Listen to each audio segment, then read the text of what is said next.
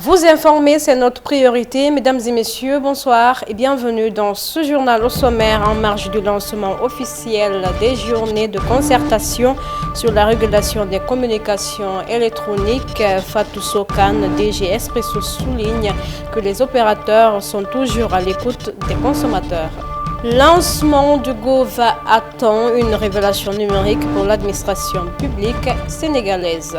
Concours général, la Fondation Sonatel octroie des bourses d'une valeur de 20 millions de francs CFA aux 60 lauréats. C'était tout pour les sommaires. Une fois encore, bonsoir et bienvenue dans ce journal.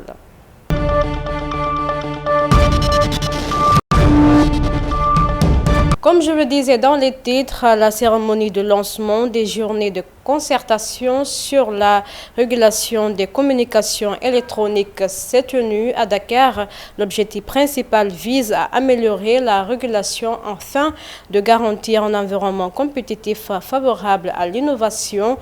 Prenant la parole, la directrice générale de Expresso Sénégal a délivré un message en marge de ces journées de concertation. Suivons.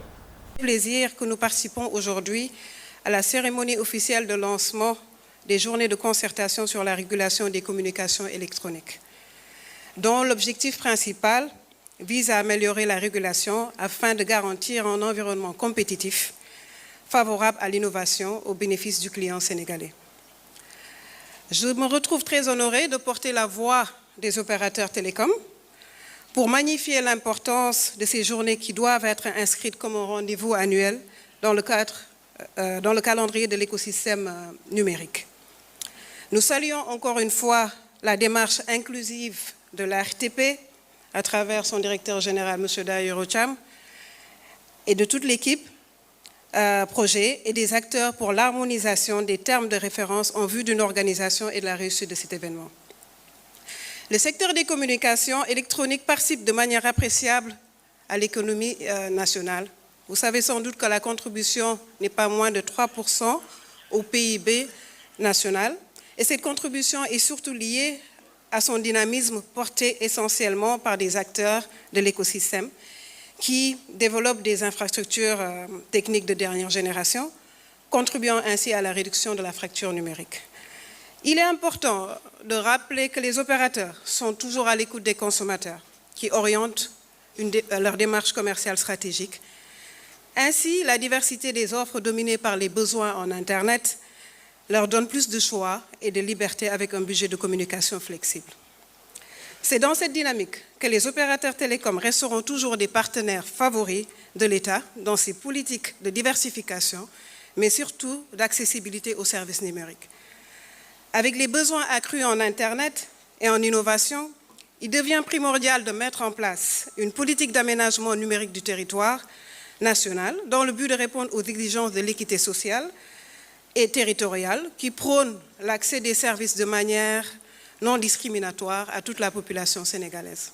Toujours dans le même sillage, l'autorité de régulation des télécommunications et des postes ARPT a ouvert ce jeudi sous la présidence du ministre des télécommunications et du numérique Alioune Sall les journées de concertation sur la régulation des communications électroniques lors de l'Assemblée. Le ministre Alioune Sall rappelle que le Sénégal s'est engagé dans une nouvelle ère socio-économique par l'usage du numérique. Suivons.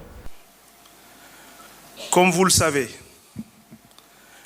le nouveau référentiel projet porté par le président de la République, son Excellence M. Bassirou Diomaye Diakhar Faye, engage le Sénégal dans une nouvelle ère de transformation socio-économique par l'usage du numérique dans une approche inclusive et durable. Ce projet, dans sa déclinaison numérique, vise à l'horizon 2050 à renforcer les infrastructures numériques, à implanter des industries numériques et des centres de recherche, à assurer le transfert de compétences et la formation, à développer l'accès universel à Internet haut débit et à encourager l'innovation technologique. Tout en mettant un accent particulier sur la bonne gouvernance et la participation citoyenne pour un Sénégal souverain, juste et prospère.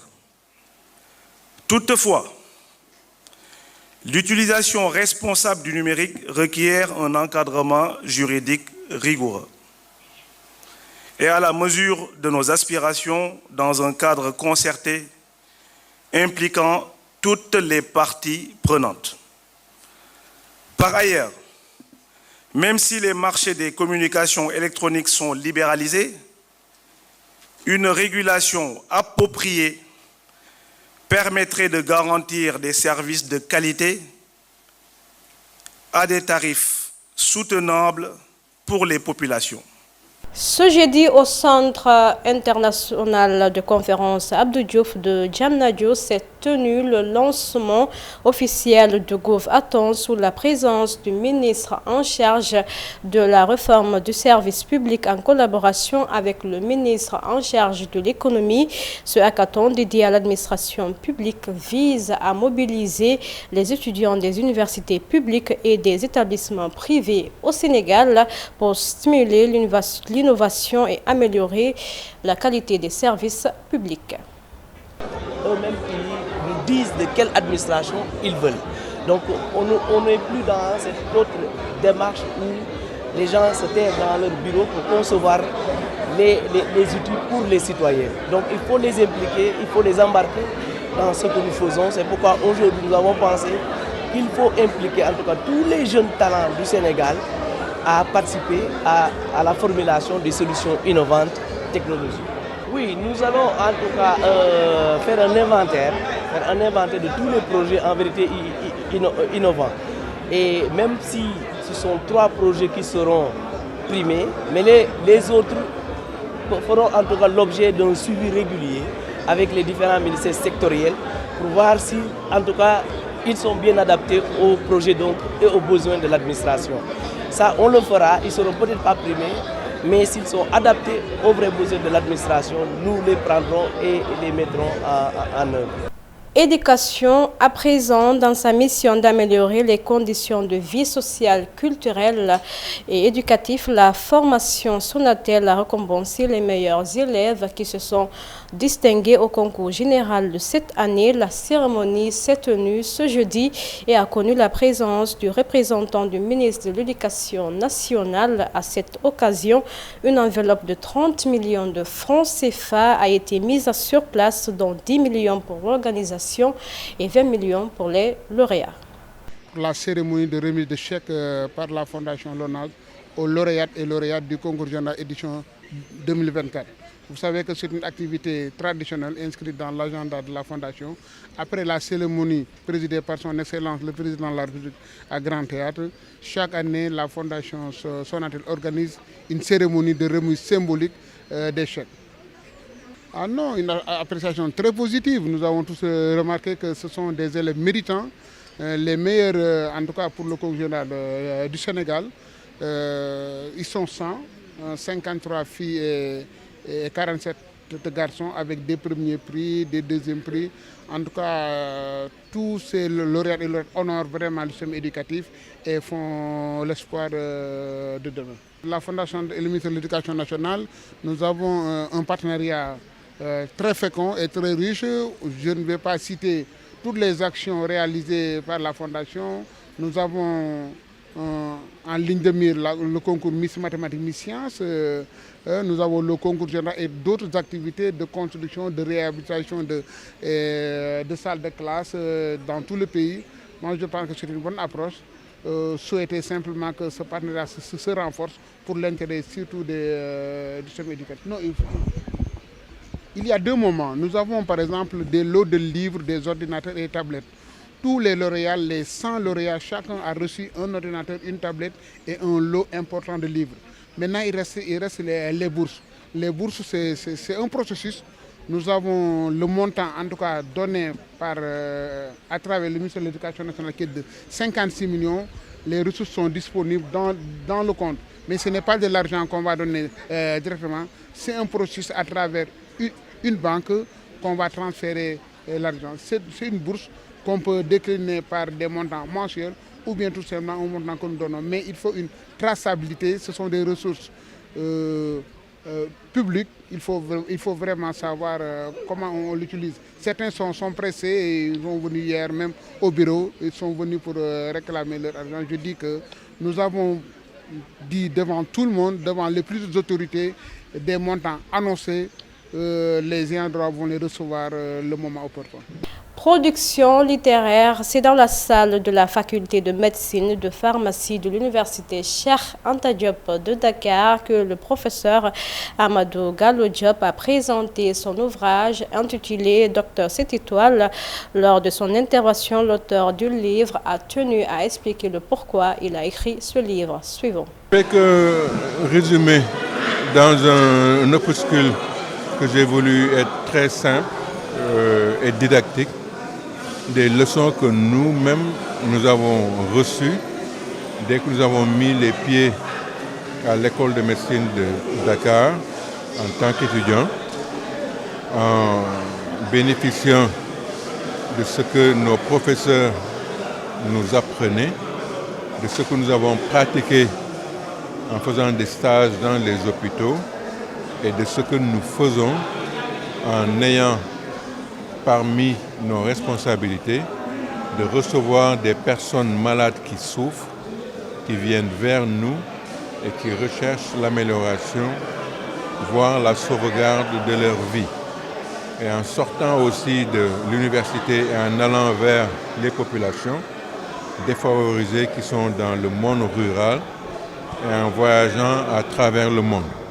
Donc vous apprenez un certain nombre de choses qui vous donnent à un moment de votre vie professionnelle un certain nombre d'items que vous voyez être fondamentaux quand on rentre dans cette profession. Je ne m'adresse pas aux médecins, je m'adresse à tout ce qui touche aux professions de la santé, à eux aussi, à ceux qui vont se mettre à former ces futurs personnels de la santé et bien au-delà même dans d'autres domaines. Parce que la santé est le résumé de plusieurs facteurs qui vont inclure l'agriculture, l'hydraulique, l'hygiène, les moyens financiers. Et tout ça, quand on a entre ces responsabilités des gens qui ont des souffrances incroyables, qui peuvent être simples ou qui peuvent être extraordinaires, et que vous soyez en train de gérer en réanimation la vie ou la mort, il y a un certain nombre de comportements qu'il faut avoir.